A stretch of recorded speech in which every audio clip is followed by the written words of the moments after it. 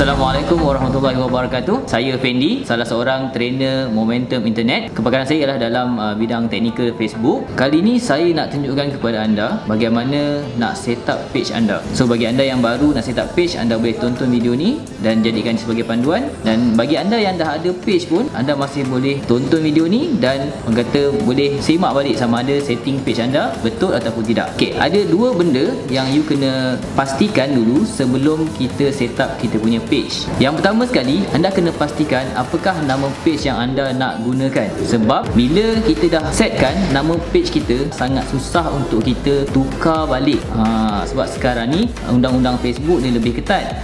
Tidak seperti sebelum ni. Jadi bila kita nak set up page tu, pastikan kita dah betul-betul pasti inilah nama yang kita nak gunakan pada page kita. Sebaiknya nama ni kita gunakan ikut nama brand ataupun nama produk yang kita nak orang kenal, ataupun nama diri kita kalau kita sebagai seorang personality ataupun sebagai seorang coach. Jadi pemilihan nama ni sangat penting. So itu yang pertama you kena pastikan. Jika anda seorang founder, anda ada produk sendiri, anda mungkin nak gunakan nama produk anda ataupun jenama anda sebagai nama page anda. Tapi jika anda seorang ejen ataupun stokis, anda mungkin nak menggunakan nama syarikat ataupun nama kedai anda sebagai wakil jualan kepada produk. Dan yang ketiga saya nak bagi contoh, jika anda sebagai seorang yang menyediakan servis, contohnya seperti seorang ejen insurans, ejen takaful, ataupun seorang penasihat kewangan, ataupun seorang pakar motivasi, anda hanya perlu gunakan nama sendiri ataupun orang kata gunakan nama komersial. Contoh kalau macam saya, nama Nur Afendi, tapi saya letakkan nama komersial saya sebagai Fendi Abbas. So itu yang kita advise kepada student-student kita. Boleh faham tu? Sekarang saya nak masuk pula pada perkara yang kedua, iaitu anda perlu tahu juga kategori page anda ni nak masuk dalam kategori apa dia.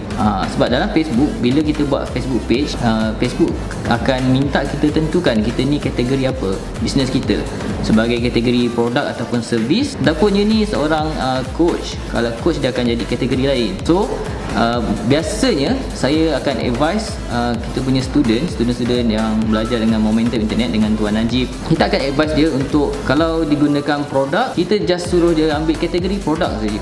Dia mudah macam tu. Tak perlu you nak detailkan yang you punya produk ni produk kesihatan ke, produk kecantikan ke. You just ambil satu kategori yang general, iaitu produk and service.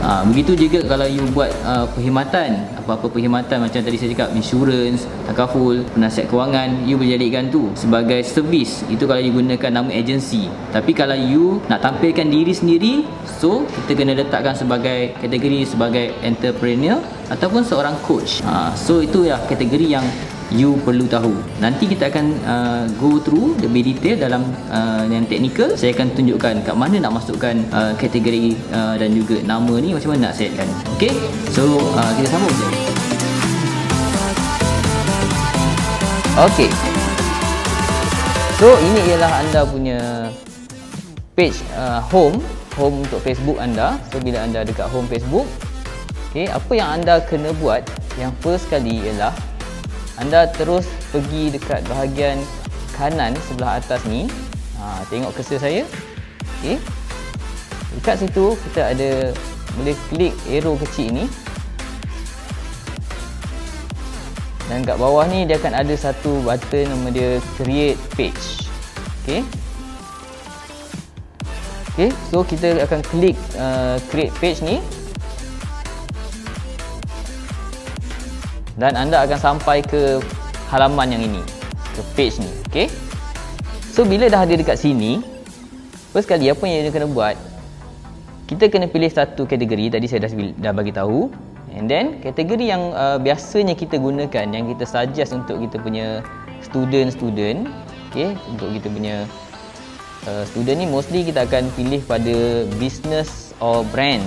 Okay, tapi kalau anda terlibat dalam kategori public figure, anda boleh pilih yang kat sebelah kanan ni, community ataupun public figure. Tapi biasanya public figure ni orang gunakan untuk kalau dia artis ataupun dia seorang politician. Dia ada kategori-kategori yang boleh gunakan public figure. Bukan semua orang boleh guna. Kalau coach, kita masih gunakan kategori business or brand. Okey, saya harap anda jelas dengan kategori ini. So apa kata kita teruskan saja. Kita klik get started. Okey. So bila kita dah klik get started, first kali anda kena namakan page anda ni. Tu yang saya bagi tahu tadi. You kena pilih sama ada nak letak nama jenama ataupun nama kedai. Okey. So kalau macam sekarang ni saya pilihkan satu jenama yang saya reka sendiri, nama dia ialah Pixel contohnya. Okey. Okey, ini satu jenama yang saya reka sendiri. Okey. Biasanya kategori yang kita akan suruh student-student kita pilih ialah kategori kat bawah ni saya letakkan sebagai produk sahaja. So ada lebih mudah dan dia lebih general. So and then bila dah type kat situ product and service, terus klik sahaja. Okey, dan juga ambillah masa belajar sikit. Anda kena bacalah kat sini ni ada page and groups events policies. Ini polisi yang dia Facebook tetapkan lah. So macam ni saya dah load. You boleh baca lah. Polisi ni taklah panjang mana, tapi you boleh baca apa yang you boleh buat dan apa yang you tak boleh buat dengan you punya page. Okey, taklah panjang sangat, ada 8 poin saja. Okey. So selepas tu kita akan terus continue. Dah baca polisi, you tekan continue. Okey. So ini kita punya page seterusnya. Lepas kita dah tekan continue, Facebook akan suruh kita untuk upload kita punya profile picture. Okey. So kalau you tak ada ataupun belum siap lagi profile picture untuk you punya page, you pun belum jelas nak gunakan gambar apa, just klik skip saja. Nanti kita boleh edit kemudian. Okey. Tapi kalau kata kita nak gunakan sekarang, just pilih saja gambar. Klik dekat sini and then terus pilih apa gambar yang nak gunakan kalau you memang ada gambar. So kita akan skip yang ini.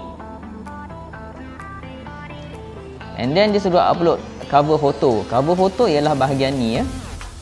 Bahagian gambar yang panjang ni. Okey. Macam tadi dia suruh upload profile picture. Profile picture ialah yang kecil dekat sini. Biasanya gambaran dia ukuran dia ialah 1x1. Gambar untuk cover foto biasanya ialah 1x2. Lebih kurang macam itulah. So kat ini pun saya akan skipkan juga. Okey. So sekarang ni dah siap lah kita punya page. So ini page kita yang kita baru saja buat tadi. Senang je nak set up page kan. Macam itulah yang selalu kami ajar kepada student kami. Okey. Tapi kali ni lepas ni sekali akan tunjukkan pula macam mana nak setting page anda supaya lebih dapatkan audience yang lebih baik. Okey, so kita akan jumpa dalam video seterusnya.